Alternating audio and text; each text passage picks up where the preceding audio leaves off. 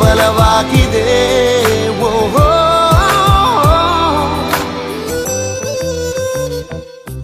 ನಿನಗೆಂದೇ ವಿಶೇಷವಾದ ಮಾಹಿತಿ ನನ್ನಲ್ಲಿ, ನಿನಗಿಂತ ವಿಶೇಷವಾದ ಸಂಗತಿ ಇನ್ನೆಲ್ಲಿ.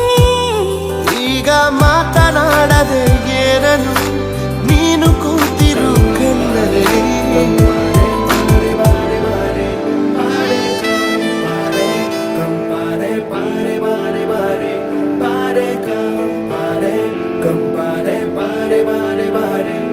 ಈ ಜನುಮವೇ ಆಹ ದೊರಕಿದೆ ರುಚಿ ಸವಿಯಲು.